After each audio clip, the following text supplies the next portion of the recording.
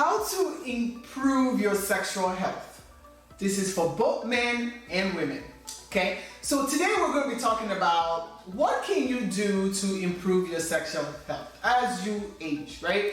So a lot of times we kind of start blaming a lot of things on age, how our desire is kind of less, and maybe we don't really need to do it that often, and this and that. And a lot of the things that we find when we start really digging deep is that, well, the man might be suffering from ED, and the woman might be having some really bad vaginal dryness, maybe that causes severe painful intercourse. And once that happens, the woman shies away, the guy shies away, and then the relationship starts to suffer, and everybody's just watching stuff on their phone instead of engaging in this bonding relationship. Okay, so in the case of ED, we've talked about it on this channel, and I'm probably going to do more videos on this topic because with erectile dysfunction, it is not a problem of the male reproductive organ itself.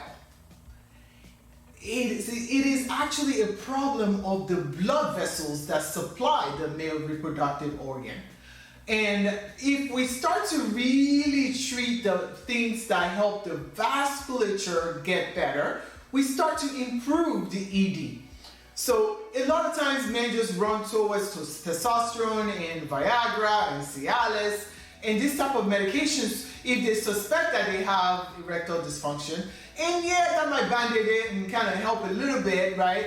But it is not fixing the underlying issue if it is a blood vessel problem. So when the blood vessel that supplies the male reproductive organ is not able to dilate and get more increased blood flow through this pumping system, well, we're going to have erectile dysfunction. So the things that we do to improve this is how we improve this problem. So what do we do to improve vasculature? Well, we're going to eat better.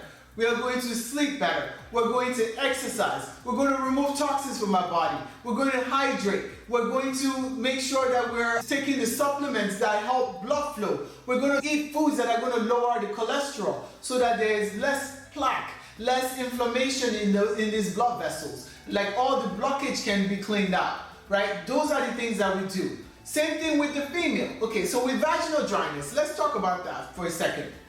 With vaginal dryness, what we typically find is that there is very diminished amount of estrogen and or testosterone. Because what do we see when we replace estrogen and testosterone in women?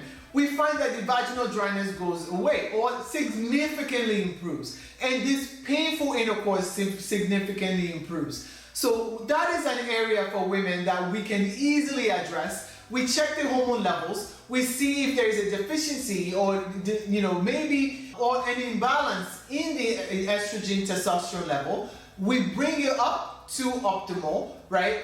And get those problems resolved so that you and your guy, you and your lady can start having a relationship again, right? By removing these factors that is easily fixed. Their lifestyle, they're simple things that are hormones from natural sources. We use hormones from, wild yams, hormones from the soy plant, right? We can use those to help bring your levels back to optimal ranges so that you can get blood flow to this area, so that your blood vessels are better, so you can live longer, so you can enjoy your relationship while you're living longer, and so on. Okay, hope this has been helpful. Again, if you have anything to add to this section, please don't forget to put it in the comment section below. I would love to read your comments so that it can also help other patients that might be having trouble with this. Again, this is how to improve your sexual health.